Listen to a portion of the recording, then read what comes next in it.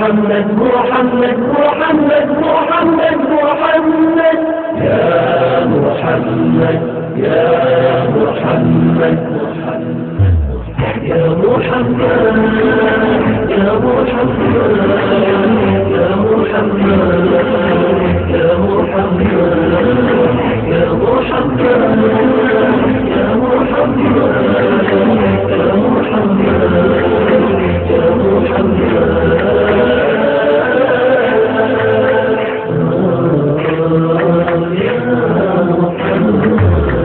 أنت ذكر في صلاة العشق مثلى أنت شهد سيدي بل أنت أحلى أنت ذكر في صلاة العشق مثلى أنت شهد سيدي بل أنت أحلى نور دربي هاك قلبي غم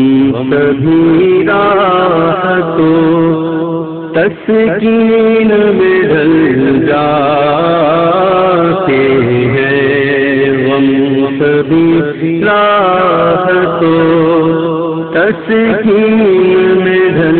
جاتے ہیں الحمد للہ رب العالمین والصلاة والسلام على سید الاولین والآخرین سیدنا و نبینا مولانا محمد وعلى آلہ واصحابہ اجمعین اما بعد. محترم ناظرین کرام، السلام علیکم ورحمۃ اللہ وبرکاتہ. میں آپ کا خیر مقدم کرتا ہوں پروگرام اسلام کی روشنی میں،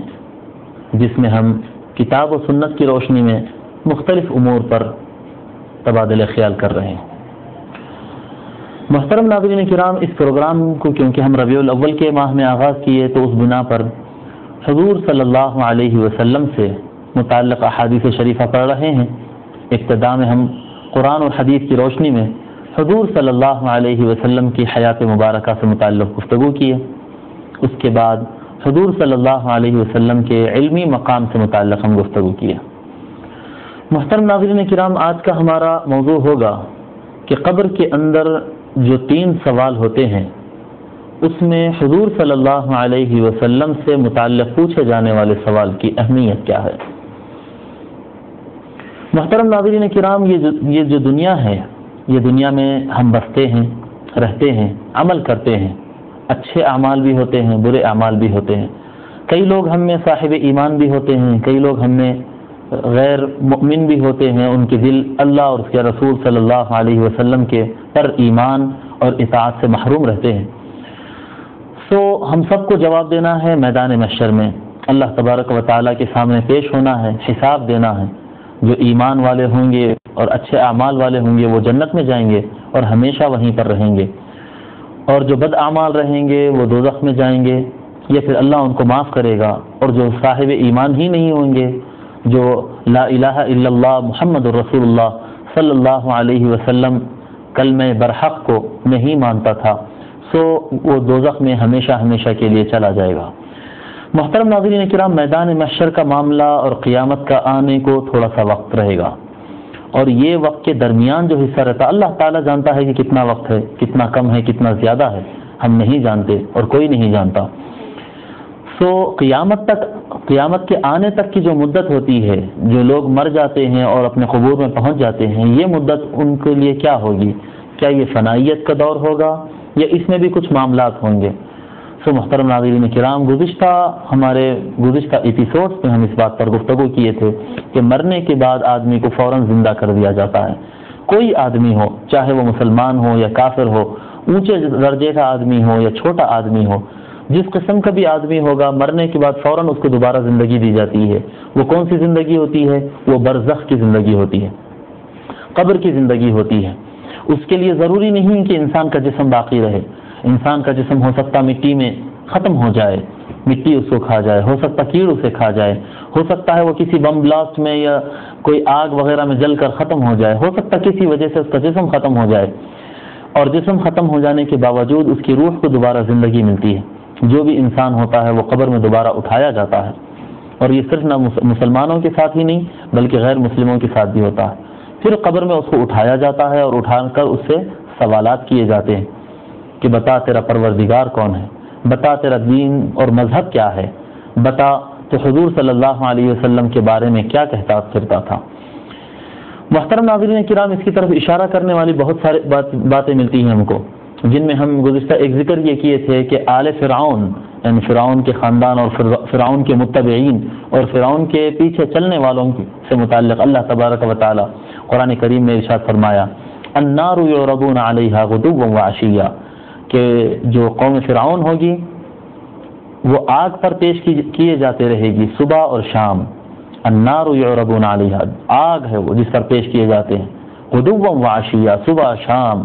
ویوم تقوم الساعہ، اور جب قیامت آ جائے گی ادخلوا آل فرعون اشد العذاب، تو فرعون اور اس کے متبعین، فرعون کے متبعین کو، آل فرعون کو سخت ترین عذاب میں ڈال دو۔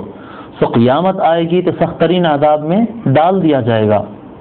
قیامت آنے سے پہلے کس آگ پر پیش کیا جا رہا تھا؟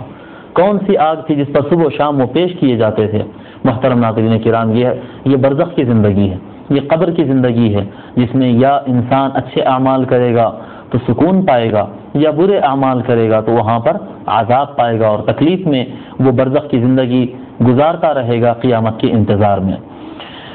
محترم ناظرین کرام، حیات برزخی پر دلالت کرنے والی اور بھی بہت ساری باتیں ہیں، جس طرح سے ایک مرتبہ آقا صلی اللہ علیہ وسلم گزر رہے تھے ایک مقام سے جہاں پر دو مزارات تھے، دو قبور تھے۔ آقا صلی اللہ علیہ وسلم، بخاری شریف میں آتا ہے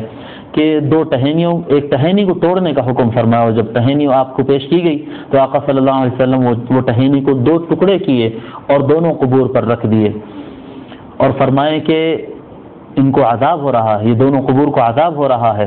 اور لعلہ یخفف عنہما ما لم یبسا،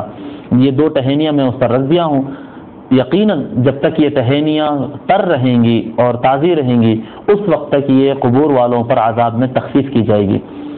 تو محترم ناظرین کرام، تکلیف اسی شخص کو ہوگی جو احساس کرتا ہو، اور احساس مردہ نہیں، احساس صرف زندہ ہی کر سکتا ہے۔ سو جب کسی کو تکلیف دی جاتی ہے یا قبر کے اندر عذاب دیا جاتا ہے یا قبر کے اندر سکون اور ٹھنڈک پہنچائی جاتی ہے تو ٹھنڈک سے لطف اندوز بھی زندہ ہی لطف اندوز ہو سکتا ہے، اور قبر کے اندر عذاب اور تکلیف بھی ویسے ہی شخص کو پہنچ سکتی ہے جو آدمی زندہ ہو۔ جو میت ہو اور مردہ ہو اور فنا ہو چکا ہو تو اس کو تو ان معاملات سے کوئی تعلق نہیں ہوتا۔ ایک واقعہ میں یاد دلاتا چلوں کہ آقا صلی اللہ علیہ وسلم جب جنگ بدر ختم ہوئی، مسلمانوں کو فتح ہوئی، کفار کو شکست ہوئی، ایسے موقع پر سارے کفار کو ایک کنویں میں ڈال دیا گیا، ایک خشک کنواں جو کوئی کام کا نہیں تھا، سوکھی بولی میں ان کو ڈال دیا گیا، اور سارے کفار کی لاشوں کو اس میں ڈالنے کے بعد جب ڈھانپا جا رہا تھا، اس وقت آقا صلی اللہ علیہ وسلم اشارہ فرمائے رکنے کے لیے، اور اس کے بعد ارشاد فرمائے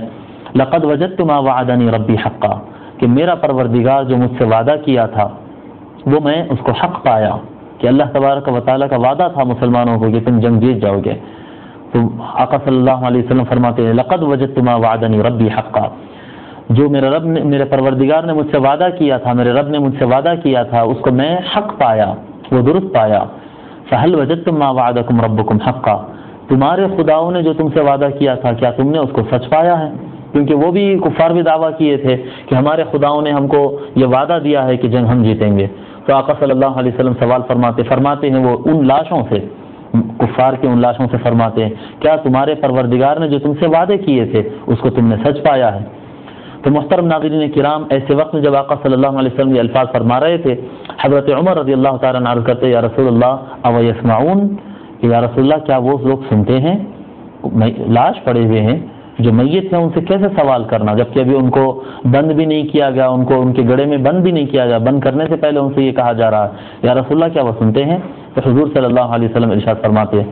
احسن منک، عمر تم سے بہتر طریقے سے سنتے ہیں، ولکن لا یجیبون، لیکن یہ جواب دینے کی صلاحیت نہیں رکھتے ہیں، ان کو یہ جواب نہیں دے سکتے، یہ جواب نہیں دیتے ہیں، لیکن سنتے ضرور ہیں اور تم سے بہتر سنتے ہیں۔ تو سنتا کون ہے؟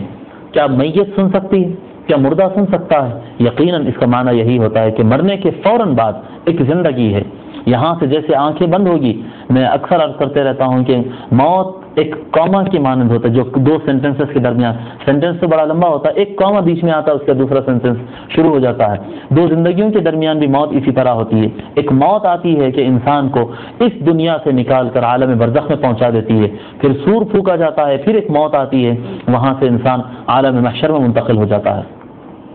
محترم ناظرین کرام، یہ جو عالم برزخ کا موقع ہوتا ہے، جب برزخ میں انسان پہنچ جاتا ہے، قبر کے اندر پہنچ جاتا ہے، بھلے اس کا جسم رہے یا نہ رہے، تو جب قبر کے اندر پہنچ گیا تو فرشتے اس کے پاس آتے ہیں اور اس کو اٹھا کر بٹھاتے ہیں اور اس سے سوالات کرتے ہیں، اور اس سے متعلق ہم انشاءاللہ تعالی احادیث شریفہ پڑھیں گے۔ جو آیتیں میں پیش کرنا تھا سو پیش کر دیا، انشاءاللہ تعالی کچھ احادیث ہم آج کے ہمارے اسی ایپیسوڈ میں اپنی بات کی دلالت کے طور پر کریں گے۔ اور ان احادیث شریفہ میں یہ بات واضح کرنا چاہوں گا کہ جو 3 سوال ہوتے ہیں، محترم ناظرین کرام، مشہور جو روایتیں ملتے ہیں اکثر احادیث میں جو الفاظ ملتے ہیں اس میں ہم کو 3 سوال ملتے ہیں۔ 3 سوال، ایک اللہ تبارک و تعالیٰ کے بارے میں، اور ایک دین اسلام کے بارے میں، اور تیسرا حضور صلی اللہ علیہ وسلم کے بارے میں۔ محترم ناظرین کرام، آج کے اس پروگرام میں یہ میں بتانا چاہ رہا ہوں کہ ان تینوں سوالات کے درمیان اور ان تینوں سوالات میں سے سب سے زیادہ اہمیت تیسرے سوال کو ہوگی۔ ایک سوال ہوگا من ربک،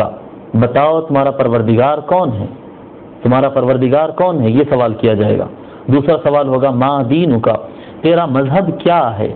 تو کس دین پر چلتا ہے۔ تیسرا سوال ہوگا ما کنت تقول فی ھذا الرجل،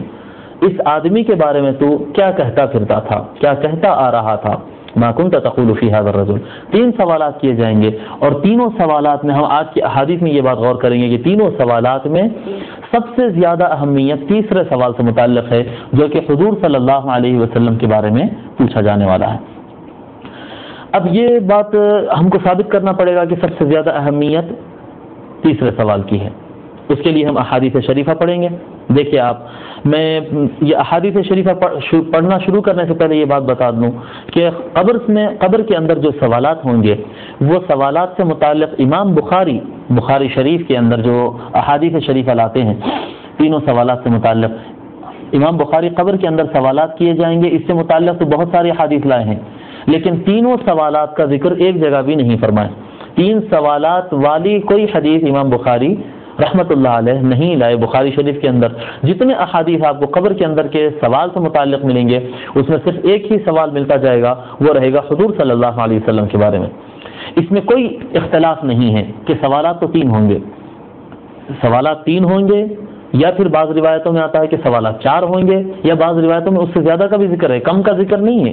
3 سوال ہوں گے، یا 4 سوال ہوں گے، یا 5 سوال ہوں گے، یا اس سے زیادہ سوال ہوں گے۔ سوالات کی کثرت اور قلت کے بارے میں مختلف روایت آتے ہیں، لیکن امام بخاری رحمت اللہ علیہ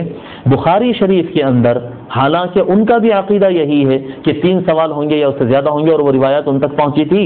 لیکن امام بخاری رحمت اللہ علیہ صرف اور صرف ایک نہیں، ایک سے زیادہ کئی مرتبہ 5 6 7 مرتبہ امام بخاری رحمت اللہ علیہ جو روایت لاتے ہیں، وہ سارے کے سارے روایتیں صرف تیسرے سوال کے بارے میں ہیں۔ وجہ کیا ہے؟ وجہ یہ ہے کہ 3 سوالات میں تیسرا سوال جو ہے وہ کمپلسری سوال ہے، وہ فائنل سوال ہے، اور اسی پر انسان کے تقدیر کا فیصلہ کیا جائے گا۔ اسی کے اندر یہ بات کا فیصلہ ہوگا کہ کیا اس کے قبر کے اندر ٹھنڈک رہے گی یا اس کے قبر کے اندر آگ دہکائی جائے گی۔ اسی سے فیصلہ ہوگا کہ کیا اس کے قبر کے اندر جنت کی کھڑکی کھولی جائے یا دوزخ کی کھڑکی کھولی جائے اور اس کو لوہے کے ہتھوڑوں سے پیٹا جائے اور اس کے اندر اژدہے چھوڑے جائیں، اس کو تکلیف دی جائے یا اس کو سکون دیا جائے۔ یہ طے ہوتا ہے اور یہ فیصلہ کیا جاتا ہے تیسرے سوال سے، جو کہ حضور صلی اللہ علیہ وسلم سے متعلق ہے۔ محترم ناظرین، یہ ہمارا اپنا کہنا نہیں ہے، یہ ہمارے چلتے پھرتے روڈ چلتے ہوئے لوگوں کی بات یہ نہیں ہے، بلکہ علماء کی طے کی ہوئی بات بھی یہ نہیں ہے، یہ حضور صلی اللہ علیہ وسلم نے یہ بات ہم کو بتلائی کہ تیسرے سوال ہی زیادہ اہمیت والا ہوگا اور تیسرے سوال کی بنیاد پر ہی فیصلہ کیا جائے گا۔ وہ کیوں ایسا ہوگا میں انشاءاللہ تعالی آپ کو آگے بتاؤں گا۔ اب ہم کچھ احادیث شریفہ پہلے پڑھ لیتے ہیں۔ حضرت انس بن مالک رضی اللہ تعالیٰ روایت فرماتے ہیں کہ قال رسول اللہ صلی اللہ علیہ وسلم، کہ رسول اللہ صلی اللہ علیہ وسلم نے ارشاد فرمایا، ان العبد اذا وضع في قبره وتولى عنه اصحابه، کہ جب بندہ اپنے قبر میں رکھ دیا جاتا ہے، کسی بھی آدمی کو جب وہ مر جاتا ہے اس کو قبر میں اتار دیا جاتا ہے، وَتَوَلَّى عَنْهُ أَصْحَابُهُ، جب اس کو اس کے ساتھی قبر کے اندر ڈال دیتے ہیں اور اس کی طرف پیٹھ بتا کر اس کو چلے جاتے ہیں۔ یقینی بات ہے کہ جو بھی آدمی انتقال کر جائے گا، دفنانے والے بھلے کتنی دیر ٹھہریں گے اس کے پاس، جو بھی تلاوت کرنا ہے تلاوت کر لیتے ہیں، نہیں کرنا ہے نہیں کرتے ہیں، دعائیں کرنا ہے تو کرتے ہیں، نہیں کرنا ہے تو نہیں کرتے ہیں، اس کے بعد بالآخر چھوڑ کر جانا ہی پڑتا ہے۔ وَتَوَلَّى عَنْهُ أَصْحَابُهُ، جب اس کے ساتھی اس کو چھوڑ کر چلے جاتے ہیں۔ وَإِنَّهُ لَيَسْمَعُ قَرْعَ نِعَالِهِمْ، اور بے شک وہ سنتا ہے ان کے جوتیوں کے اور ان کی چپلوں کی آواز کو بھی۔ وَإِنَّهُ لَيَسْمَعُ قَرْعَ نِعَالِهِمْ، اور بے شک وہ ان کے نعال کے آواز کو، ان کے چپلوں کے آواز کو سنتا ہے۔ اتاہ ملکانی، ویسے وقت میں اس کے پاس دو فرشتے آتے ہیں، فیقعدانہ، اس کو اٹھا کر بٹھاتے ہیں۔ محترم ناظرین کرام، بات کو آگے بڑھانے سے پہلے میں عرض کرنا چاہوں گا، حضور صلی اللہ علیہ وسلم فرما رہے ہیں کہ جب میت کو قبر میں اتار دیا جاتا ہے اور اس کے ساتھی اس کو چھوڑ کر جاتے ہیں، اس وقت وہ جانے والوں کے قدم کے آواز کو سنتا ہے اور چپلوں کے آواز کو سنتا ہے، جبکہ چپل کی آواز عالم برزخ کی چیز نہیں ہے بلکہ عالم دنیا کی چیز ہے۔ اب یہاں پر بھی یہ بات واضح ہو رہی ہے کہ مرنے کے بعد آدمی کو فوراً زندگی مل جاتی ہے، بھلے وہ کسی طرح کا بھی آدمی ہو، مرنے کے بعد فوراً اسے زندگی ملتی ہے، ورنہ سن کیسے رہا ہے؟ آج کے دور میں یہ سوالات لوگ کرتے ہیں کہ کیا مردے بھی سنتے ہیں؟ نہیں، مردے ہرگز نہیں سن سکتے، ایسا کیسا ہوتا، وہ تو ختم ہو گیا، اس دنیا سے اس کا کوئی تعلق نہیں ہے۔ اللہ تبارک و تعالیٰ فرمایا بل احیاء، ان شہیدوں کے بارے میں فرمایا وہ تو زندہ ہے، ولکن لا تشعرون، لیکن تم کو شعور نہیں ملتا، وہ کیسی زندگی ہے تم نہیں سمجھ سکتے ہیں۔ تو اس کا معنی یہ ہے کہ یہ دنیا سے اس کا کوئی کنیکشن ہی نہیں ہوتا ہے۔ نہیں سمجھتے ہیں کا معنی بعض حضرات یوں نکالتے ہیں کہ یہ دنیا سے اس کا کوئی تعلق ہی نہیں ہے، وہ تو الگ ہی ٹائپ کی زندگی ہے۔ ٹھیک ہے، الگ ٹائپ کی زندگی ہوگی، لیکن اس دنیا سے اس کا تعلق نہیں ہے، یہ کس بیس پر کہا جا رہا ہے؟ کیا قرآن اور حدیث نے یہ فکر ہم کو دی ہے؟ قرآن اور حدیث میں تو یہ بات واضح ہوتی ہے۔ حدیث شریف میں، اور جو میں روایت پڑھ رہا ہوں یہ متفق علیہ، بخاری اور مسلم کی روایت سنا رہا ہوں، اور یہ الفاظ تو بخاری شریف کے الفاظ میں آپ کو سنا رہا ہوں۔ حضور صلی اللہ علیہ وسلم فرما رہے وَإِنَّهُ لَيَسْمَعُ قَرْعَ نِعَالِهِمْ، اور بے شک وہ آدمی بالضرور ان کے چپلوں کے آواز کو سنتا ہے۔ اور محترم ناظرین کرام، اس سے میں آپ کو یہ بات بھی بتانا چاہوں گا کہ جو آدمی چلتا ہے، جب آدمی چلتا ہے تو کبھی ایسا ہوتا ہے کہ اس کی چپل کی آواز آتی ہے، اور کبھی ایسا ہوتا ہے کہ اس کی چپل کی آواز نہیں آتی ہے، جوتی کی آواز کبھی آتی ہے، کبھی اس کی جوتے کی آواز نہیں آتی ہے۔ سو زندہ لوگ کو بھی کبھی آتی ہے اور کبھی نہیں آتی ہے، لیکن آقا صلی اللہ علیہ وسلم فرماتے ہیں وَإِنَّهُ، اور بے شک وہ لَيَسْمَعُ، ضرور سنتا ہے۔ بے شک ایک تاکید ہے، ضرور ایک تاکید ہے، انہو ایک تاکید ہے، لا یسمع میں لام تاکید ہے، ضرور سنتا ہے۔ ایسا ہو ہی نہیں سکتا ہے کہ اس کے ساتھی اس کو چھوڑ کر جائے اور ان کے پیروں کی آواز نہ سنے، نہیں، چھوٹے سے چھوٹی آواز بھی اگر ہو، باریک سے باریک آواز بھی کیوں نہ ہو، وہ ہو سکتا دنیا والوں کو بھی نہیں سنائی دیتا ہو۔ اب محترم ناظرین کرام، پھر بھی اگر پتھر ہو اور پتھر پہ انسان چل رہا ہو تو اس کو اس کی آواز آ سکتی ہے، لیکن مٹی پر تو آواز بہت کم آتی ہے۔ لیکن آقا صلی اللہ علیہ وسلم فرما رہے دو مرتبہ تاکید کے ساتھ، بے شک ضرور وہ سنتا ہے ان کے پیروں کی آواز کو، ان کی چپلوں کی آواز، لا يسمع قرعا نعالهم۔ تو پتہ چلتا ہے کہ نہ صرف زندگی ملتی ہے بلکہ سماعت بھی ملتی ہے، اور سماعت بھی ایسی نہیں ملتی ہے جس طرح دنیا والوں کو ملتی ہے، بلکہ اس سے زیادہ بہتر انداز میں سنتا ہے۔ اور یہی آقا صلی اللہ علیہ وسلم بدر کے کفار میتوں کے بارے میں فرمائے تھے کہ عمر یہ تم سے بہتر سنتے ہیں۔ مرنے کے بعد آدمی کے سننے کی طاقت اور بڑھ جاتی ہے، وہ اور زیادہ سنتا ہے۔ جب لوگ چھوڑ کر چلے جاتے ہیں اور وہ ان کے پیروں کی آواز کو سنتا ہے، اتاہ ملکان فیقعدانہ، دو فرشتے اس کے پاس آتے ہیں اور اس کو اٹھا کر بٹھاتے ہیں۔ فیقولان، اور یہ اٹھا کر بٹھانا بھی جسم کے ساتھ نہیں ہے، روح کے ساتھ یہ معاملہ ہوگا۔ فیقولان، پس اس سے کہیں گے ما کنت تقول فی ھذا الرجل۔ اب دیکھیے بخاری شریف کی روایت ہے، وہ سوال کرتے ہیں، کیا سوال کرتے ہیں فرشتے؟ ما کنت تقول فی ھذا الرجل، اس آدمی کے بارے میں تو کیا کہتا آ رہا تھا، کیا کہتا پھرتا تھا زمانے کے اندر، دنیا کے اندر۔ یہ نہیں کہ اس شخص کے بارے میں تو کیا کہتا ہے، اس شخص کے بارے میں، حضور صلی اللہ علیہ وسلم کے بارے میں تو کیا کہتا ہے، یہ سوال نہیں ہے، کیونکہ اب جب کہ مر گیا ہے اور قبر کے اندر آ گیا، اس کے سامنے دو فرشتے آ گئے اور آقا صلی اللہ علیہ وسلم کے سارے فرامین وہ اپنے آنکھوں کے سامنے دیکھ رہا ہے کہ سچ ہو رہا ہے، فرشتے بھی آ گئے ہیں، تو ایسے وقت میں تو ہر آدمی یہی کہے گا کہ میں تو ان کو اللہ کا رسول مانتا ہوں، برحق مانتا ہوں۔ سوال اب کیا مانتا ہے اس سے متعلق سوال ہی نہیں ہے، سوال ہو رہا ہے ما کنت تقول، کیا کہتا آ رہا تھا، کیا کہا تھا، یہ سوال بھی نہیں ہے، ایک مرتبہ کیا کہا تھا؟ سو کہہ دے گا کہنے والا لا الہ الا اللہ، میں اعلان کرتا ہوں، گواہی دیتا ہوں لا الہ الا اللہ کہ نہیں ہے کوئی معبود سوائے اللہ کے، محمد رسول اللہ، محمد اللہ کے رسول ہیں۔ تو یہ بات میں کہہ دیا تھا نہیں، کہتا آ رہا تھا، کنٹینیوس کیا کہتا تھا ان کے بارے میں۔ اب دیکھیے زمانے میں آپ اگر معاشرے میں نکل کر دیکھیں گے، کئی علماء سے ملیں گے، معاشرے کے لوگ سے ملیں گے، تو اس میں آپ کو دو طبقے ملیں گے، چاہے وہ جاہل ہو یا عالم طبقہ ہو، جو طبقہ بھی ہو، اس میں دو قسم کے لوگ ملیں گے محترم ناظرین کرام۔ ایک گروہ وہ ہوگا جو کہتا ہے حضور صلی اللہ علیہ وسلم اللہ کے رسول ہے، حضور صلی اللہ علیہ وسلم ہم کو سنت عنایت فرمائے، حضور صلی اللہ علیہ وسلم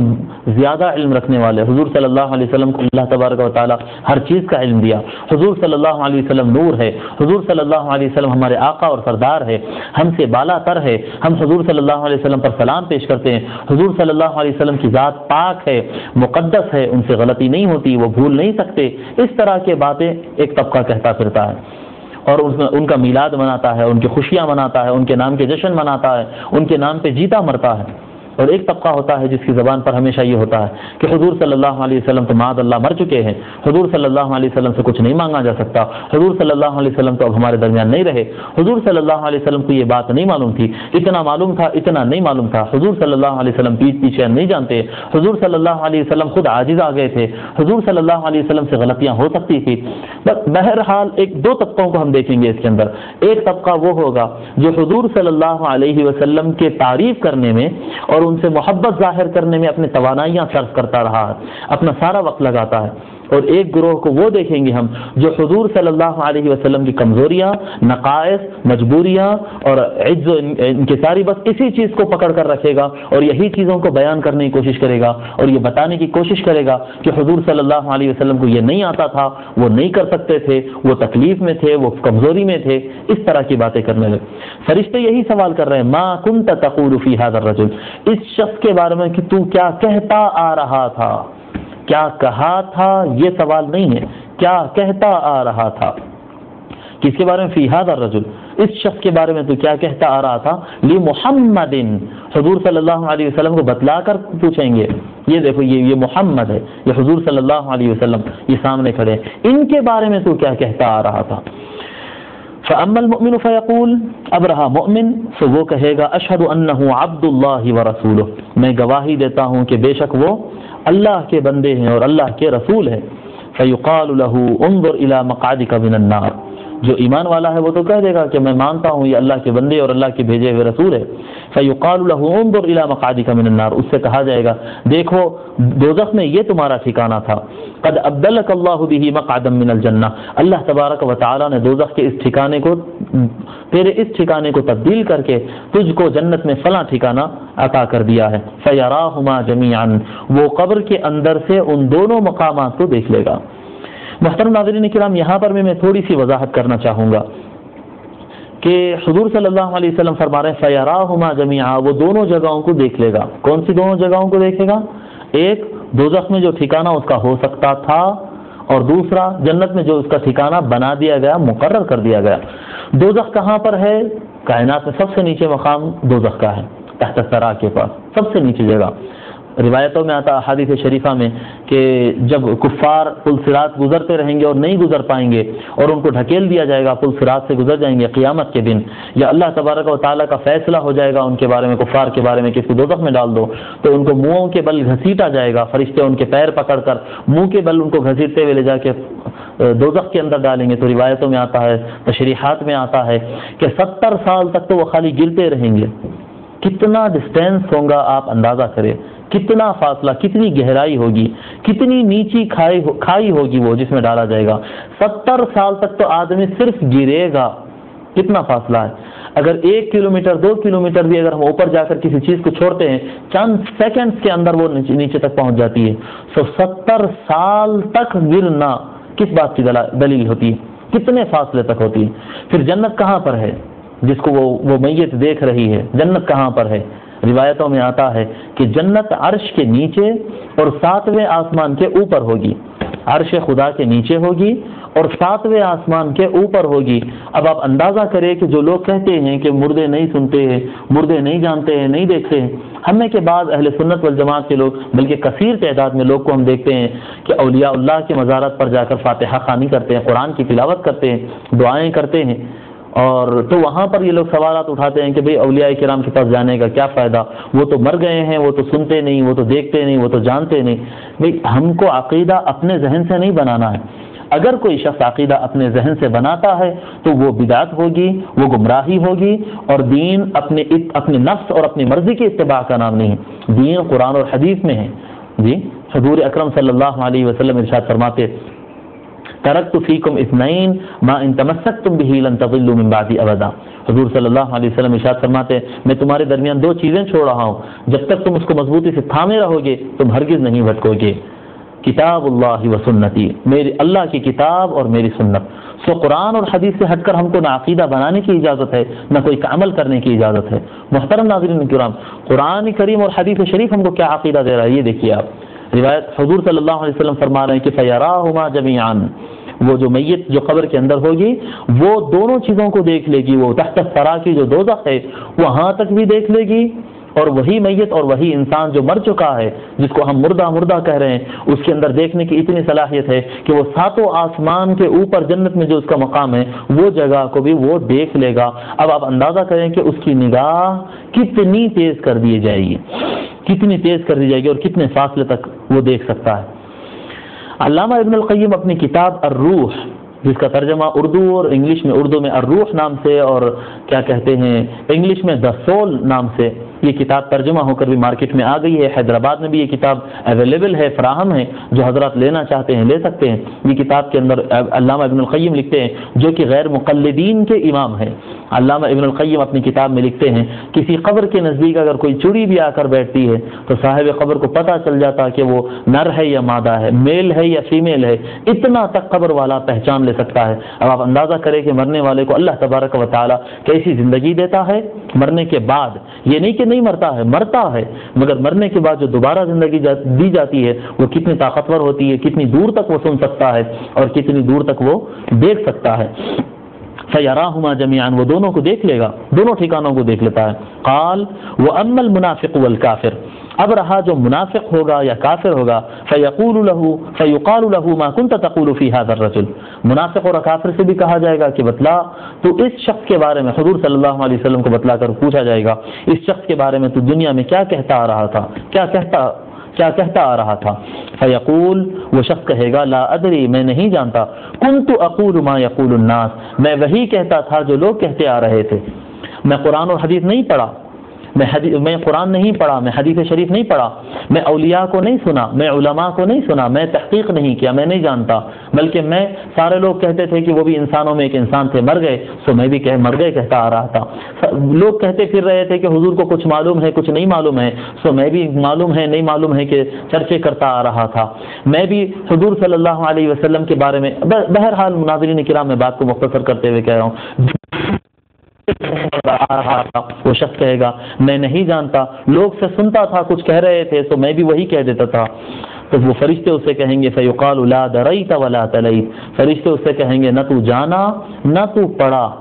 نہ تو جاننے کی توفیق حاصل کیا، نہ تو تجھے جاننے کی توفیق ہوئی، نہ تجھے پڑھنے کی توفیق ہوئی، کیونکہ احادیث شریفہ میں اتنا کھلا لکھا تھا وَيُضْرَبُ بِمَطَارِقَ مِنْ حَدِيدٍ ضَرْبَةً فَيَصِيحُ صَيْحَةً يَسْمَعُهَا مَنْ يَلِيهِ غَيْرَ الثَّقَلَيْنِ، فرماتے ہیں آقا صلی اللہ علیہ وسلم جب وہ جواب نہیں دے پائے گا اور ادھر ادھر کی باتیں کرنے لگے گا تو اس کو ایک ہتھوڑے سے مارا جائے گا۔ پہلے تو یہ کہا جائے گا کہ تو نہ جانا نہ تو پڑھا، اس کے بعد اس کو لوہے کے بڑے ہتھوڑے سے ایسا مارا جائے گا تو وہ چیخ مارے گا، اور چیخ بھی ایسی چیخ ہوگی کہ اس کو سنے گا من یلیہ غیر الثقلین، جو کچھ اس کے اطراف ہوتے ہیں، اس میت کے اطراف قبرستان یا جہاں پر بھی اس کی قبر ہوگی اس کے اطراف کے جو کائنات ہوتی ہے وہ سارے لوگ سنیں گے سوائے انسان اور جنات کو چھوڑ کر۔ انسان اور جنات عذاب قبر میں ہونے والے، جو قبر کے اندر عذاب پا رہا ہے اس کی چیخوں کو نہیں سن سکتے ہیں، باقی سارے چاہے وہ جانور ہو، چاہے وہ درخت ہو، چاہے وہ پتھر ہو، اللہ تبارک و تعالیٰ کی جتنی مخلوق ہوگی وہ ساری کچھ سنے گی۔ محترم ناظرین کرام، حضور صلی اللہ علیہ وسلم کو بتلایا جائے گا قبر کے اندر کہ یہ حضور صلی اللہ علیہ وسلم کے بارے میں تو کیا کہتا تھا دنیا کے اندر۔ محمد کے بارے میں صلی اللہ علیہ وسلم کے بارے میں تو کیا کہتا تھا. سو حضور صلی اللہ علیہ وسلم کا دیدار قبر کے اندر کیسا ہوگا اور کس شان سے ہوگا، انشاءاللہ تعالی ہم یہ اپنے آنے والے ایپیسوڈ میں اس پر مزید گفتگو کریں گے اور یہ دیکھیں گے کہ حضور صلی اللہ علیہ وسلم کے بارے میں قبر کے اندر کس سختی سے سوال ہوگا، کس اہمیت سے ہوگا. انشاءاللہ تعالی یہ ہم اپنے پروگرام ان احادیث پر جاری رکھیں گے. اللہ تبارک و تعالی سے دعا ہے کہ مولا ہم کو قرآن اور حدیث صحیح ڈھنگ سے پڑھنے، اس کو سمجھنے اور اس کو اپنی زندگیوں میں لاگو کرنے کی توفیق عنایت فرمائے. وصلی اللہ تعالی وسلم علی خیر خلقہ سیدنا محمد وآلہ وصحبہ اجمعین والحمد للہ رب العالمین والسلام علیکم ورحمۃ اللہ وبرکاتہ. غم کبھی راحت تسکین میں ڈھل جاتے ہیں، غم کبھی راحت تسکین میں ڈھل جاتے ہیں. الحمد للہ رب العالمین والصلاة والسلام علی سید الاولین والآخرین سیدنا و نبینا مولانا محمد وعلی آلہ واصحابہ اجمعین اما بعد. محترم ناظرین کرام، السلام علیکم ورحمۃ اللہ وبرکاتہ. ہمارا پروگرام اسلام کی روشنی میں آپ تمام حضرات کا خیر مقدم ہے اور انشاءاللہ تعالی ہم گزشتہ سے پیوستہ مضمون کے قبور کے اندر مسلمانوں سے اور تمام امت سے حضور صلی اللہ علیہ وسلم کے بارے میں پوچھا جائے گا اور آپ صلی اللہ علیہ وسلم کے متعلق عقیدے اور ایمان سے متعلق پوچھا جائے گا، اس پر ہماری گفتگو چل رہی تھی. انشاءاللہ تعالی اسی مضمون کو ہم آگے بڑھاتے ہیں، لیکن سب سے پہلے اس حدیث کو ہم دہرا لیں گے اور ایک مرتبہ سرسری طور پر پڑھ لیں گے جس کو ہم گزشتہ ایپیسوڈ میں پڑھے تھے. حضرت انس بن مالک رضی اللہ تعالیٰ روایت فرماتے ہیں کہ رسول اللہ صلی اللہ علیہ وسلم نے ارشاد فرمایا، ان العبد اذا وضع فی قبرہ، کہ بے شک جب بندہ قبر کے اندر رکھ دیا جاتا ہے، وتولی عنہ اصحابہ، اور اس کے ساتھی اس کی طرف پیٹ کر کے چلے جاتے ہیں، وانہ لیسمع قرع نعالہم، اور بے شک وہ بالضرور ان کے چپلوں کے آواز کو بھی سن رہا ہوگا. اتاہ ملکان فیقعدانہ، دو فرشتے اس کے پاس آئیں گے پس اس کو بٹھا دیں گے. فیقولان، اور اس سے کہیں گے، ما کنت تقول فی ھذا الرجل، تو اس شخص کے بارے میں کیا کہتا آ رہا تھا. لمحمد صلی اللہ علیہ وسلم، حضور صلی اللہ علیہ وسلم کو بتلا کر پوچھیں گے. فاما المؤمن، اب رہا مومن، فیقول، تو وہ کہے گا، اشہد انہ عبد اللہ ورسولہ، میں گواہی دیتا ہوں کہ وہ اللہ کے بندے اور اس کے رسول ہیں. فیقال له انظر الی مقعدک من النار، تو اس سے کہا جائے گا کہ دیکھو یہ تیرا ٹھکانہ تھا دوزخ میں. قد ابدلک اللہ بہ مقعدا من الجنہ، اللہ تبارک و تعالی تحقیق کے تجھ کو اس ٹھکانے دوزخ میں اس ٹھکانے کے بجائے جنت میں فلاں ٹھکانہ عطا کر دیا. فیراہما جمیعا، تو وہ اپنے دونوں ٹھکانوں کو دیکھے گا. قال واما المنافق والکافر، فرماتے ہیں حضرت انس، حضور صلی اللہ علیہ وسلم فرماتے ہیں واما المنافق والکافر، اب رہا منافق اور کافر. فیقال له، تو اس سے کہا جائے گا، ما کنت تقول فی ھذا الرجل،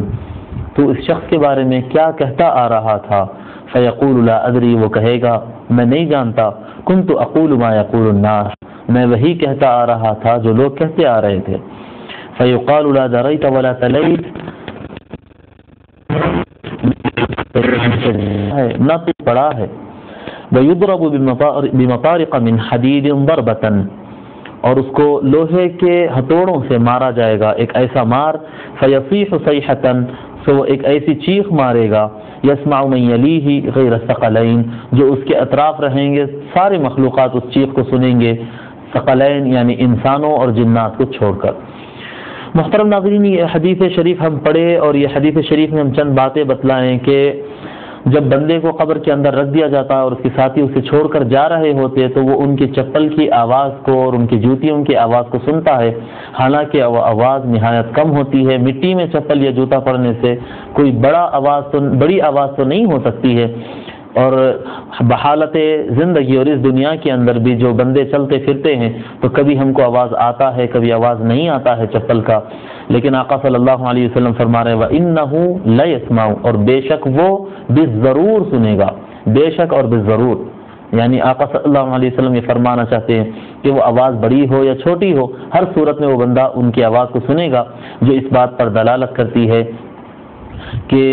مرنے کے بعد بندے کی سماعت نہایت طاقتور ہو جاتی ہے، مرنے کے بعد اسے دوبارہ زندگی مل جاتی ہے جس میں وہ سنتا ہے، اور اتنا اچھا سنتا ہے۔ ہم مزید دلائل کے ساتھ یہ بات عرض کر چکے تھے کہ مر جانے کے بعد جو دوبارہ زندگی ملتی ہے حیات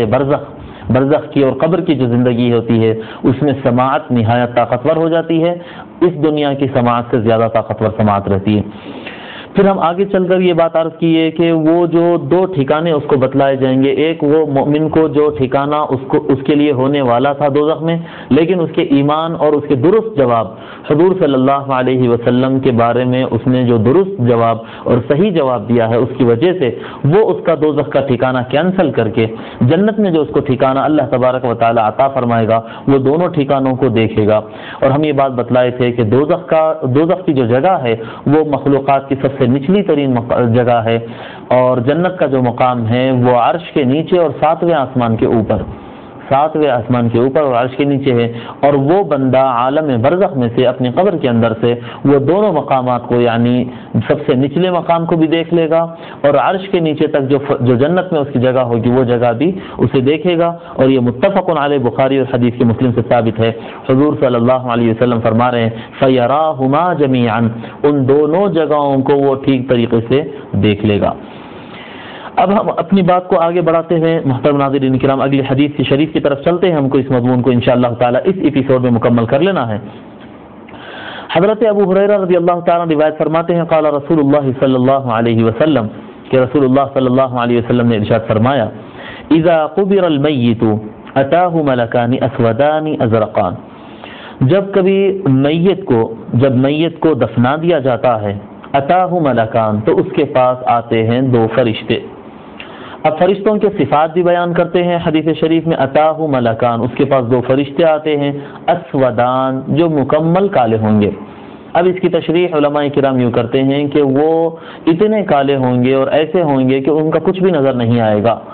نہ ان کی ناک نظر آئے گی، نہ منہ نظر آئے گا، نہ کان نظر آئیں گے، نہ کچھ چہرہ ہوگا ٹھیک ڈھنگ سے۔ جیسا ایک مثال کے طور پر مجھے جو بات سمجھ میں آئے، جیسا ایک سایہ ہوتا ہے، گہرا سایہ، اس انداز میں کوئی اٹھتی ہوئی مخلوق سامنے نظر آ جائے گی۔ اتاہ ملکانی اسودانی ازرقانی، وہ اودے بھی ہوں گے، تو علماء کرام بتلاتے ہیں اودے ان کے آنکھ ہوں گے، صرف کالے ایک شیپ نظر آئے گا، کوئی کالے بالکل سائے کی طرح بالکل کالی چیز سامنے آ رہی ہے، اور اس کے نہایت گہرے اودے ڈراؤنی اس کے آنکھ ہوں گے۔ یقال لأحدہما المنکر والآخر النکیر،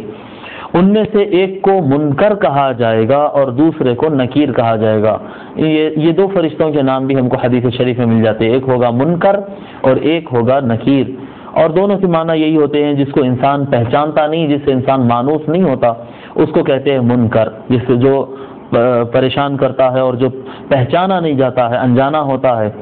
سو منکر اور نکیر دونوں فرشتے آئیں گے، فیقولان، پس وہ کہیں گے، جب میت کو دفنا دیا جائے گا وہ دو فرشتے آئیں گے اور اسے کہیں گے، کیا کہیں گے؟ ما کنت تقول فی ھذا الرجل، آپ اس شخص کے بارے میں کیا کہتا آ رہا تھا۔ حضور صلی اللہ علیہ وسلم کو بتلا کر وہ پوچھیں گے کہ اس شخص کے بارے میں آپ دنیا میں کیا کہتے آ رہے تھے۔ محترم ناظرین کرام، ہم پچھلے ایپیسوڈ میں بھی یہ بات کر چکے تھے کہ یہاں پر حدیث شریف میں یا اور دیگر احادیث شریفہ میں کہیں پر بھی یہ نہیں ملتا ہے کہ اس شخص کے بارے میں تو کیا کہتا ہے، کیونکہ مرنے کے بعد انسان کا معاملہ یہ ہوگا، چاہے وہ کافر ہو یا مسلمان ہو، جو کوئی بھی ہو وہ حقیقت حال سے واقف ہو جائے گا،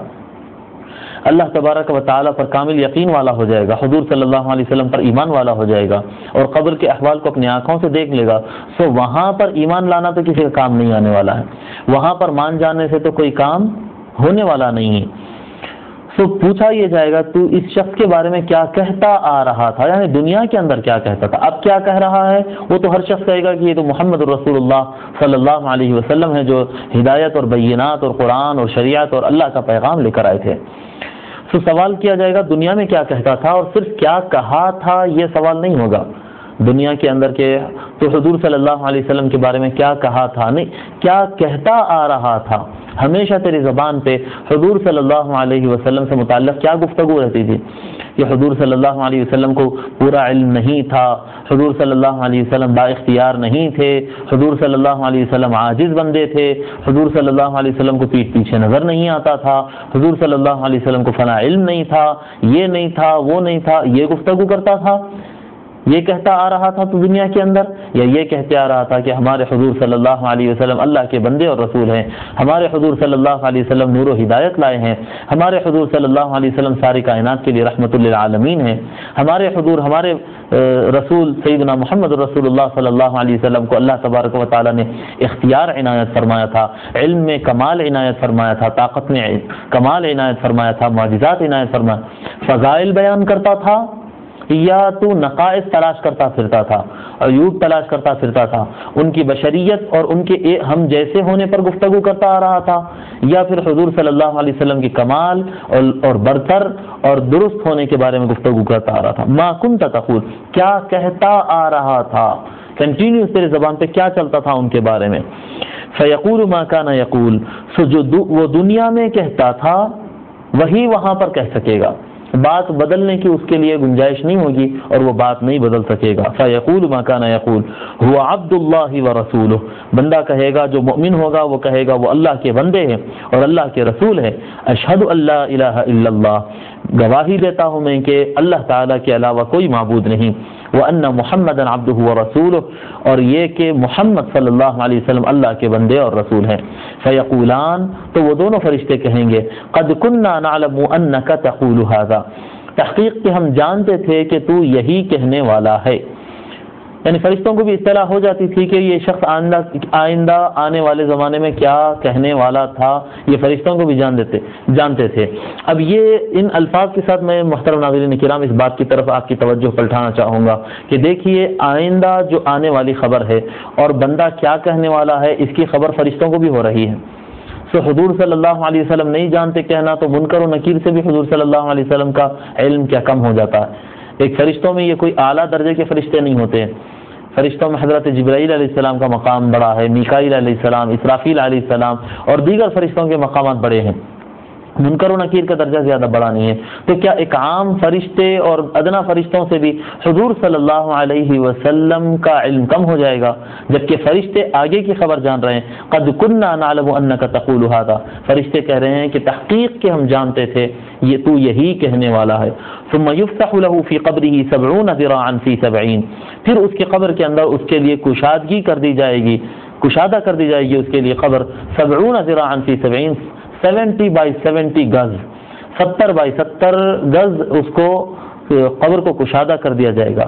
اب یہ کشادگی کے بارے میں بھی علماء کرام بتلاتے ہیں کہ یہ کوئی مادی کشادگی نہیں ہے، جیسا کہ ہم بتلائے کہ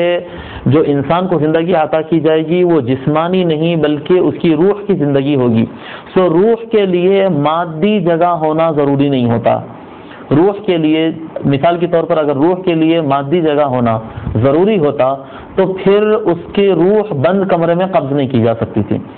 انسان کے جسم سے اگر روح کو نکال لیا جائے اور وہ مکمل چاروں طرف سے بند کمرے میں اگر ہو تو اس کی روح باہر نہیں نکل سکتی. تو پتہ چلتا ہے جب روح چھت میں سے بھی نکل جاتی ہے، دیوار میں سے بھی نکل جاتی ہے اور مادی چیزیں اس کے اوپر اثر انداز نہیں ہوتے ہیں، تو اس کا معنی یہی ہوا جب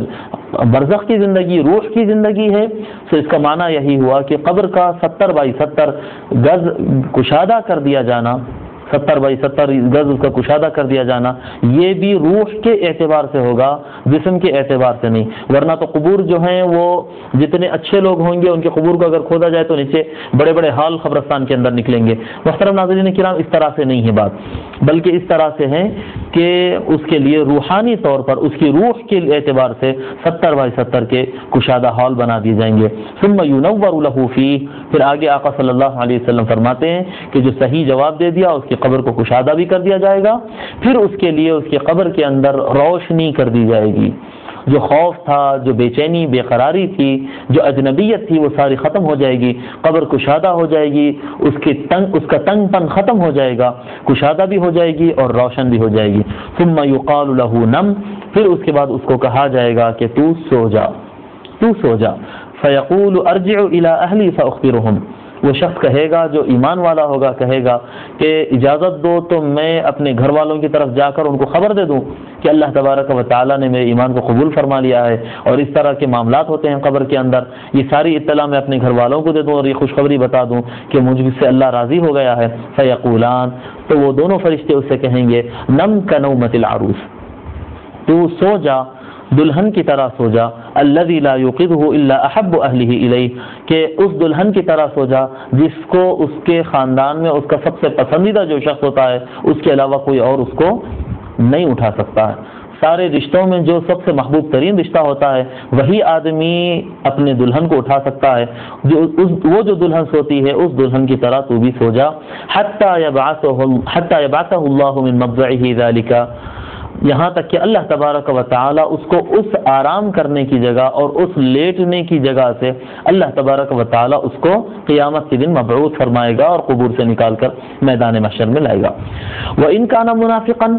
اب حدیث شریف میں آتا ہے کہ اگر وہ شخص منافق تھا، قال سمعت الناس يقولون فقلت مثله لا ادری، اگر وہ منافق ہوگا تو وہ شخص یوں کہے گا کہ میں سنتا تھا کہ لوگ اس طرح کی بات کرتے تھے، میں سنتا تھا لوگ اس طرح کی بات کرتے تھے.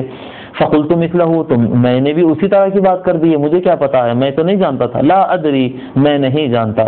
فیقولان، تو وہ دونوں فرشتے اس سے کہیں گے، منافق سے کہیں گے،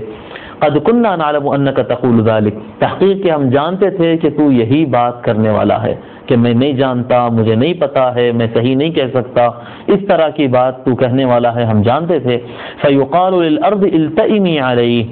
پھر اس کے بعد زمین سے کہا جائے گا کہ اے زمین تو اس کے نزدیک ہو جا، اس کو دبا دے، قریب آ جا، آپس میں مل جا. فتلتئم علیہ فتختلف فیہا اضلاعہ، پس وہ زمین اس کو دبا دے گی اور اتنا قریب ہو جائے گی، فتختلف فیہا اضلاعہ، یہاں تک کہ اس کی جو پھسلیاں ہوتے ہیں وہ دونوں پھسلیاں ایک دوسرے میں جا کر مل جاتے ہیں. فلا یزال فیہا معذبا حتی یبعثہ اللہ من مضجعہ ذلک،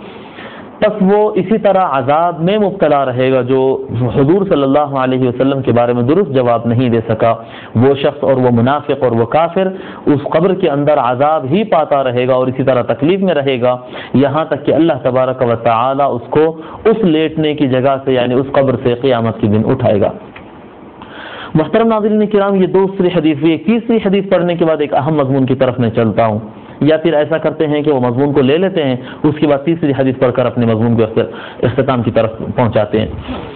دیکھیے محترم ناظرین کرام، جتنے مقامات پر ہم سوال پڑھ رہے ہیں، پہلی حدیث ہم پڑھے ہیں متفق علیہ حدیث بخاری اور مسلم کی، اور دوسری حدیث ہم پڑھے ہیں ترمذی شریف کی، اور انشاءاللہ تعالی اگلی حدیث جو ہم پڑھنے والے ہیں وہ ہے سنن ابن ماجہ کی اور مسند احمد کی. یہ میں صحاح ستہ کے احادیث اور مسند احمد کی بھی جو روایت ہے وہ اسنادہ صحیح، علماء کرام فرماتے ہیں کہ وہ بھی صحیح السند حدیث ہے. یہ تمام احادیث شریفہ میں جو سوال ہو رہا ہے یہ بتلایا جا رہا ہے ما کنت تقول فی هذا الرجل لمحمد صلی اللہ علیہ وسلم،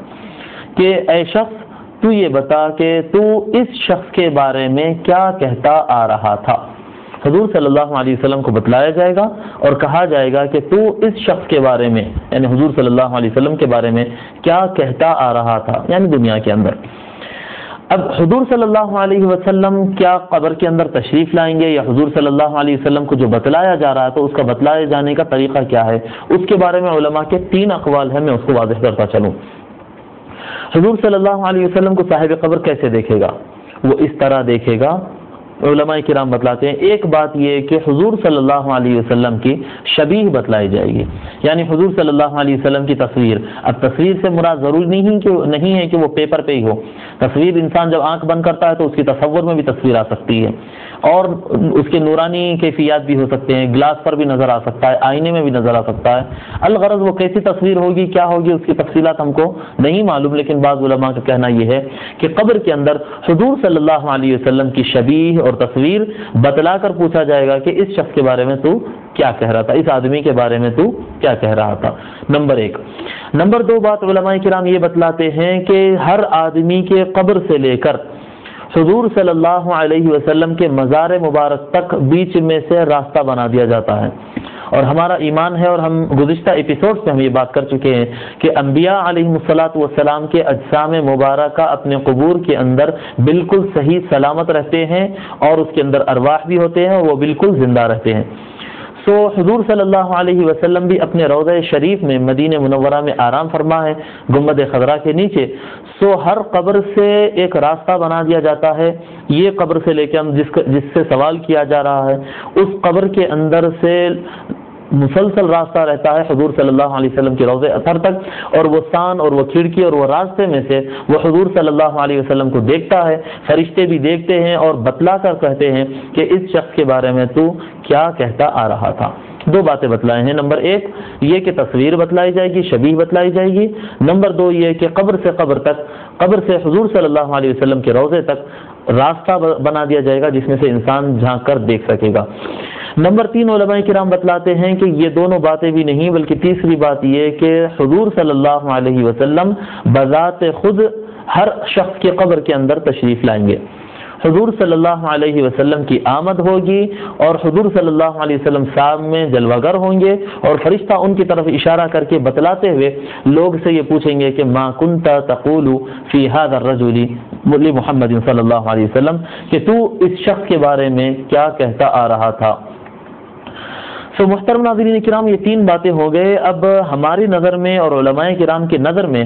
سب سے بہترین قول ان تینوں اقوال میں تین باتیں بتلائیں کہ ایک شبیہ ہوگی، دوسرا راستہ بنا دیا جائے گا قبر سے قبر تک، اور تیسرا یہ کہ حضور صلی اللہ علیہ وسلم کی خود آمد ہوگی۔ اور ہم دیکھتے ہیں ہمارے بہت سارے بزرگان دین اور بہت سارے علماء کرام اس بات کے متمنی ہوتے تھے کہ ان کو اللہ تبارک و تعالیٰ کی طرف سے موت آ جائے اور ان کا انتقال ہو جائے، اس وجہ سے وہ تمنا کرتے تھے، زبان سے تو نہیں کہتے تھے، دعا نہیں کرتے تھے کہ اے اللہ موت دے، کیونکہ اس کی اجازت نہیں ہے شریعت میں، لیکن ان کی آرزو رہتی تھی کہ وہ موت حاصل کریں، جیسا کہ حضرت خالد بن الولید رضی اللہ تعالی عنہ کبھی لیٹر سے ہم کو اندازہ ہوتا جو انہوں نے دیگر دشمن فوجوں کے سپہ سالار کے پاس انہوں نے لیٹر بھیجا تھا جس میں یہ جملہ انہوں نے فرمایا تھا، فقد جئتک بقوم يحبون الموت كما تحبون الحیاۃ، میں ایک ایسے لشکر کو لے کر آیا ہوں، وہ دشمن اسلام لشکر کو یہ لیٹر لکھتے کہتے ہیں، میں یعنی حضرت خالد بن الولید رضی اللہ عنہ اپنے آپ کی طرف اشارہ کرتے فرماتے لیٹر کے اندر، میں ایک ایسے لشکر یعنی مسلمانوں کو لے کر آیا ہوں، ایک ایسے لشکر کو لے کر آیا ہوں جو موت سے اتنا محبت کرتے ہیں جتنا تم زندگیوں سے محبت کرتے ہیں۔ یہ صحابہ کرام کا لشکر تھا، یہ تابعین کرام اور صحابہ کرام پر مشتمل لشکر تھا۔ محترم ناظرین کرام، یہ کیا بات ہوگی جو صحابہ کرام کے قلوب موت سے اتنا محبت کرتے تھے جتنا عام انسان دنیا سے محبت کرتا ہے اور جینے سے محبت کرتا ہے۔ اولیاء کرام موت سے اتنی کیوں محبت کرتے، وجہ کیا ہے؟ اس میں بتلایا جاتا ہے کہ قبر جب انتقال ہو جاتا ہے اور قبر کے اندر دفنا دیا جاتا ہے تو حضور صلی اللہ علیہ وسلم کی آمد ہوتی ہے، آقا صلی اللہ علیہ وسلم قبر کے اندر تشریف لاتے ہیں، سو اس آمد کے انتظار میں اور حضور صلی اللہ علیہ وسلم کے دیدار کے انتظار میں لوگ موت سے اتنی محبت کرتے ہیں جتنا عام انسان اپنے دنیا سے اور اپنی زندگی سے محبت کیا کرتا۔ اور تیسرے قول جو حضور صلی اللہ علیہ وسلم کی تشریف آوری سے متعلق ہے، وہ قول ہی علماء کرام بتلاتے ہیں کہ یہ سب سے قوی قول ہے، اور اس کی وجہ یہ ہے، سب سے زیادہ مضبوط قول یہ ہے، اس کی وجہ یہ ہے حدیث شریف کے الفاظ۔ حدیث شریف کے الفاظ آتے ہیں ما کنت تقول فی ھذا الرجل، تو اس آدمی کے بارے میں کیا کہتا آ رہا تھا۔ سب سے پہلے لفظ آ رہا ہے لفظ آدمی۔ جب آدمی کا لفظ ہم سن رہے ہیں تو اس سے اندازہ زیادہ تر یہ ہوگا کہ وہ تصویر نہیں ہوگی بلکہ آدمی ہوگا۔ اس آدمی کی اس شبیہ کے بارے میں تو کیا کہتا ہے، اس فوٹو کے بارے میں، اس تصویر کے بارے میں تو کیا کہتا ہے، یہ سوال نہیں ہو رہا۔ اس آدمی کے فوٹو کو تو پہچانتا ہے یا نہیں پہچانتا، اس کے بارے میں سوال نہیں ہو رہا، بلکہ آدمی کا لفظ استعمال ہو رہا ہے جو کہ زیادہ تر اشارہ کرتی ہے کہ جسم بذات خود وہاں پر موجود ہو، نمبر ایک۔ نمبر دو بات اس میں یہ بات سمجھ میں آتی ہے کہ فرشتے جو سوال کر رہے ہیں وہ کہہ رہے ہیں کہ ما کنت تقول فی ھذا الرجل، آدمی کو اگر بتا رہے ہیں تو ممکن ہے کہ دوسری بات جو ہم نے کہی تھی کہ قبر سے لے کر دوسرے قبر تک راستہ بنا دیا جاتا ہے، سو جب راستہ بنا دیا جاتا ہے تو آدمی تو نظر آ جائے گا، تو آدمی کا نام لے کر اشارہ کیا جا سکتا ہے، لیکن اشارے کا جو لفظ استعمال ہوا ہے حدیث شریف میں وہ ہے لفظ ھذا۔ ما كنت تقول في هذا الرجل، اور عربی زبان کا ابتدائی طالب علم بھی جانتا ہے، جیسا کہ حیدرآباد میں سب سے زیادہ مروج عربی کی ابتدائی کتاب جس کو منہاج العربیہ کہتے ہیں، اس کے پہلے حصے کے پہلے سبق میں یہ بات آتی ہے کہ قریب کی چیز کو ہاذا کہا جاتا ہے اور دور کی چیز کو ذالکا کہا جاتا ہے۔ وہ کہنا، ذالکا یعنی وہ، اور ہاذا کا معنی ہوتا ہے یہ۔ سو اس میں یہاں پر جو اشارہ مل رہا ہے اس آدمی کے بارے میں، نہ کہ اس آدمی کے بارے میں، کہ اگر سرنگ کھول دی جاتی ہے یا کھڑکی کھول دی جاتی ہے یہ قبر سے لے کر وہ مزار اطہر اور روضہ شریف تک، تو وہ ہو سکتا ہے کہ 100 کلومیٹرز پر ہو، ہزاروں کلومیٹرز پر ہو، تو ہاذا کا سوال کیسے ہوتا؟ ذالکا ہونا چاہیے۔ تو یہاں پر اشارہ ملتا ہے کہ حضور صلی اللہ علیہ وسلم بذات خود تشریف لاتے ہیں، اور یہ تینوں اقوال میں سب سے قوی قول ہوگا، اور اسی پر علماء کرام کی اکثریت ہے، اور اسی وجہ سے سمجھ میں آتا ہے کہ اکثر اولیاء کرام موت کی تمنا کرتے تھے۔ اور بہت سارے بزرگان دین نے تو اپنی کتابوں میں یہاں تک بھی لکھا ہے کہ الموت جسر یوصل الحبیب الی الحبیب، کہ موت ایک پل ہے، موت سے ڈرنے کی ضرورت نہیں ہے، موت ایک راستہ ہے، ایک پل ہے جو محبوب کو محبوب سے ملا دیتی ہے۔ حضور صلی اللہ علیہ وسلم کے امتی حضور صلی اللہ علیہ وسلم سے محبت کرتے ہیں، اور حضور صلی اللہ علیہ وسلم اپنے امتیوں سے محبت کرتے ہیں، اور ہمارے اور ان کے درمیان جو ظاہری فاصل ہے وہ ہے موت۔ مرنے کے بعد قبر کے اندر آقا کی تشریف آوری ہوگی، اور اسی وجہ سے بہت سارے اولیاء اللہ اور بزرگان دین اور اہل سمجھ اور اہل نظر اور علماء کرام یہ تمنا کرتے اور محبت کرتے ہیں موت سے، کہ موت ہی ایک ایسا ذریعہ ہوتا ہے جو آ کر چلے جائے تو اس کے بعد حضور سرور کائنات صلی اللہ علیہ وسلم سے ملاقات ہوتی ہے۔ محترم ناظرین کرام، ہم اپنی آخری حدیث تیزی کے ساتھ پڑھ کر اپنے اس ایپیسوڈ کے اختتام پر پہنچتے ہیں کہ حضرت ام المؤمنین عائشہ صدیقہ رضی اللہ تعالیٰ عنہ روایت فرماتی ہیں عن النبی صلی اللہ علیہ وسلم قال، کہ حضور صلی اللہ علیہ وسلم نے ارشاد فرمایا وَأَمَّا فِتْنَةُ الْقَبْرِ فَبِي تُفْتَنُونَ وَعَنِّي تُسْأَلُونَ۔ حضور صلی اللہ علیہ وسلم فرماتے ہیں اب رہا فتنہ قبر، اب رہا قبر کا امتحان، اب رہا قبر کا امتحان، سو کیا ہوگا؟ فَبِي تُفْتَنُونَ، سو میری ذات کے ذریعے ہی امتحان لیا جائے گا، وَعَنِّي تُسْأَلُونَ، اور میرے بارے میں ہی پوچھے جاؤ گے۔ دیکھیے آقا صلی اللہ علیہ وسلم کیا فرما رہے ہیں محترم ناظرین کرام۔ حالانکہ اس بات پر اتفاق ہے اور سینکڑوں احادیث ہم کو ملتے ہیں کہ سوال ہوگا من ربو کا، تیرا پروردگار کون ہے، تیرا اللہ کون ہے، تیرا خدا کون ہے، اور یہ بھی سوال ہوگا کہ ماں دینو کا، تیرا دین اسلام کیا ہے، تیرا دین کیا ہے۔ سو دین اسلام وہ جواب دے گا، یا جو جواب دے گا وہ سارے ہوں گے، لیکن تیسرا جو سوال آتا ہے آقا صلی اللہ علیہ وسلم اس کے بارے میں فرما رہے ہیں وَأَمَّا فِتْنَةُ الْقَبْرِ، اب رہا قبر کا امتحان، فَبِي تُفْتَنُونَ، کہ تمہارا امتحان تو میرے سے متعلق ہی ہوگا، فَبِي تُفْتَنُونَ وَعَنِّي تُسْأَلُونَ، اور میرے ہی بارے میں پوچھے جاؤ گے۔ کیوں؟ دوسرے سوالات نہیں ہیں، پہلا سوال نہیں ہوگا، دوسرا سوال نہیں ہوگا، جبکہ اسی روایت کے اندر ہم اور آگے اگر پڑھتے چلے جائیں تو ہم کو چوتھا سوال بھی ملتا ہے۔ میں پہلے عرض کر چکا کہ 3 سوال ہوں گے یا 4 ہوں گے یا 5 ہوں گے، اسے مختلف روایت ملتے ہیں، کم سے کم 3 سوال تو ہوں گے ہی ہوں گے، اس میں تو کوئی شک نہیں ہے۔ لیکن حضور صلی اللہ علیہ وسلم فرما رہے ہیں کہ میرے ہی بارے میں پوچھے جاؤ گے۔ اس کی وجہ کیا ہے؟ اس کی وجہ یہ ہے محترم ناظرین کرام کہ اللہ تبارک و تعالیٰ کو ہم مانتے ہیں، اللہ تبارک و تعالیٰ پر ہم ایمان لاتے ہیں، اللہ تبارک و تعالیٰ کو ہم ایک مانتے ہیں۔ اس کی وجہ کیا ہے؟ اس کی وجہ ہے کہ حضور صلی اللہ علیہ وسلم نے ہم کو بتایا ہے،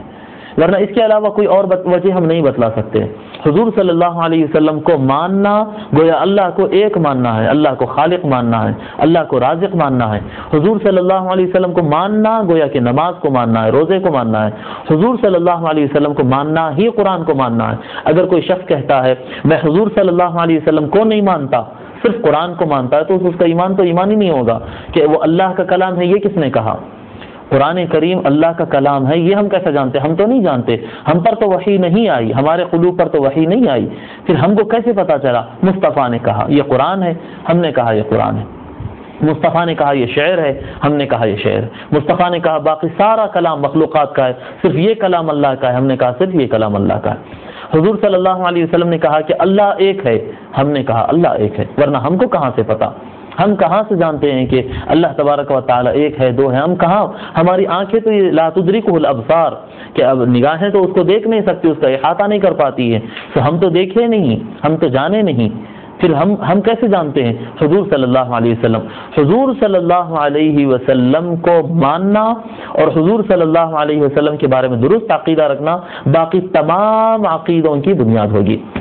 قیامت کے بارے میں ہم ایمان رکھتے ہیں تو قیامت میں ہم میں سے کوئی دیکھا نہیں، مرنے کے بعد سوال ہوگا، ہم میں سے کسی نے دیکھا نہیں. اور جو کچھ ایمانیات سے تعلق رکھتے ہیں، سارا کا سارا ایمان، سارا کا سارا اسلام، ساری کی ساری شریعت، اور جو کچھ اللہ اس کے بارے میں ہم جانتے ہیں اور اپنے دین اسلام کو ہم لے کر چلتے ہیں، وہ سارا کا سارا حضور صلی اللہ علیہ وسلم کے ماننے پر ڈیپینڈ ہوتا ہے. اس کے علاوہ ہمارے پاس کچھ نہیں ہے. اسی لیے آقا صلی اللہ علیہ وسلم فرماتے ہیں کہ سوالات تو تم سے کئی ہوں گے، لیکن مرکزی سوال یہ ہوگا کہ دین تم تک جو پہنچایا، اللہ کی خبر جو تم تک پہنچائی ہے، قرآن کو تم تک جو پہنچایا، اسلام کو جو تم تک پہنچایا ہے، اس ذات کو تم مانتے تھے یا نہیں مانتے تھے؟ یہ مرکزی سوال ہوگا. وَأَمَّا فِتْنَةُ الْقَبْرِ، اب رہا قبر کا امتحان، فَبِي تُفْتَنُونَ، بس تم میرے ہی ذریعے تمہارا امتحان لیا جائے گا. وَعَنِّي تُسْأَلُونَ، اور میرے بارے میں ہی تم سے سوال کیا جائے گا. محترم ناظرین کرام، اب ہم اپنے مضمون کو یہاں پر ختم کرتے ہیں. یہاں پر یہ بات واضح ہو گئی ہے کہ آقا صلی اللہ علیہ وسلم تمام انسانوں کے قبور کے اندر تشریف لائیں گے. مؤمن جو ہوگا وہ آقا صلی اللہ علیہ وسلم کو پہچانے گا، اور جو دنیا کے اندر حضور صلی اللہ علیہ وسلم پر ایمان لاتا تھا، اطاعت کرتا تھا اور حضور کی مدح اور شان مبارکہ بیان کرتے پھرتا تھا، ویسا شخص قبر کے اندر نہایت آرام سے ٹھنڈی ہوائیں کھاتے ہوئے جنت کے آرام سے سو جائے گا. اب رہا وہ شخص جو نیگیٹو پہلو کو بتانے کی کوشش کرتا تھا اور عیوب اور نقائص کو معاذ اللہ ہے تو نہیں لیکن نکالنے کی کوشش کیا کرتا تھا. کلمہ تو پڑھتا، کوئی کلمہ ہی انکار کرتا تھا کلمے کا اور کافر ہوتا تھا، اور کوئی کلمہ تو پڑھتا تھا لیکن پھر بھی حضور صلی اللہ علیہ وسلم کے نقائص، کمزوریاں، عیوب اور کم علمی اور بے اختیاری اور عجز اور اس طرح کی باتیں کیا کرتا تھا. سو وہ اپنے قبر کے اندر پریشان ہوگا. ہم کو اس بات پر احتیاط کرنا چاہیے. اور پھر میں اپنی آخری بات پھر دوہرا کر اپنے مضمون کو ختم کروں گا کہ جو حضرات ان معاملات میں علم نہیں رکھتے، انہیں چاہیے کہ وہ قرآن اور حدیث پڑھیں، نہ کہ لوگوں کو سن کر اپنے عقائد کو تبدیل کریں اور اس پر بضد رہیں. نہیں، ہم کو کسی کے سن کر عقیدہ اور عمل کرنا نہیں ہے، بلکہ ہمارے عقائد اور اعمال قرآن کریم اور حدیث شریف میں موجود ہے. ہم کو اس کے علاوہ کوئی رہنما کی ضرورت نہیں ہے. حضور صلی اللہ علیہ وسلم نے ہم کو قرآن اور حدیث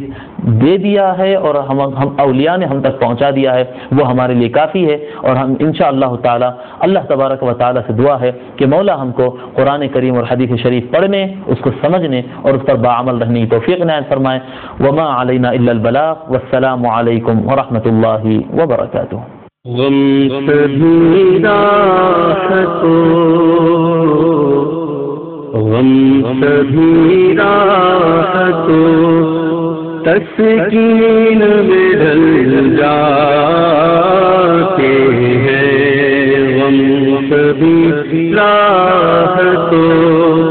تسکین میں ڈھل جاتے ہیں. غم سبھی راحتوں، تسکین میں ڈھل جاتے ہیں. غم سبھی راحتوں، غم سبھی راحتوں، تسکین میں ڈھل جاتے ہیں. غم سبھی